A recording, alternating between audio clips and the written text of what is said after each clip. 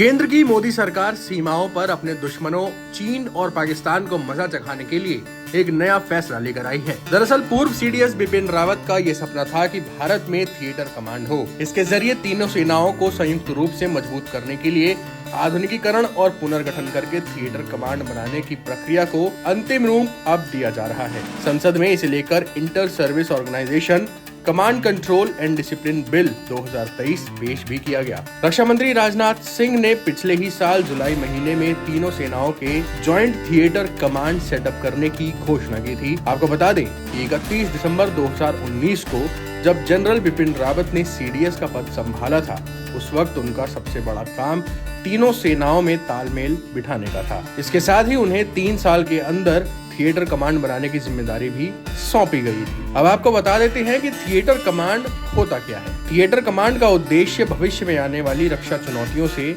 मजबूती से निपटने के लिए तीनों सेनाओं को एक प्लेटफॉर्म पर लाना है। जनरल बिपिन रावत देश में 4 थिएटर कमांड बनाने पर काम कर रहे थे। यह कमांड भविष्य में चीन और पाकिस्तान से होने वाले खतरों से निपटने में अहम साबित होगा। थिएटर कमांड का सबसे बेहतर इस्तेमाल युद्ध के दौरान होता है, क्योंकि युद्ध के समय ही तीनों सेना प्रमुखों के बीच तालमेल की सबसे ज्यादा जरूरत होती है, जिसके कि वो सामने आने वाली कठिन चुनौतियों से निपट सकें।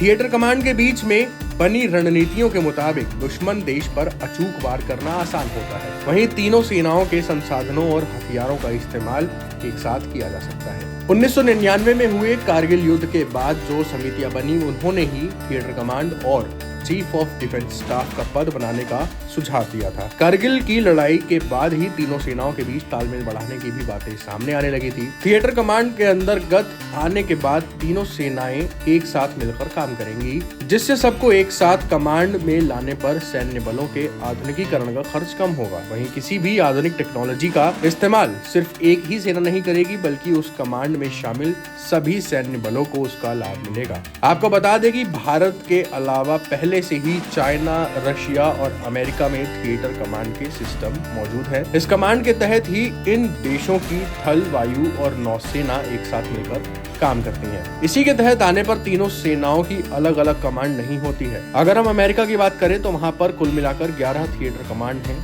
इनमें से 6 पूरी दुनिया को कवर करते हैं। रूस के पास 4 थिएटर कमांड है, वहीं चाइना के पास 5 थिएटर कमांड है। चीन अपनी पश्चिमी थिएटर कमांड के जरिए भारत की सीमा पर निगरानी करता है। भारत में तीनों सेनाओं को मिलाकर कुल मिलाकर अलग अलग 19 कमांड हैं, जिसमें से 7 थल सेना के हैं, 7 वायु सेना के हैं और 3 नौसेना के पास है। वहीं इसके अलावा देश में एक स्ट्रेटेजिक फोर्सेस कमांड है, जो परमाणु हथियारों को सुरक्षा देता है और उन्हें संभालता है, और एक अंडमान निकोबार में देश का इकलौता थिएटर कमांड है, जिसकी स्थापना सन 2001 में की गई थी। Times now Bharat digital originals की रिपोर्ट।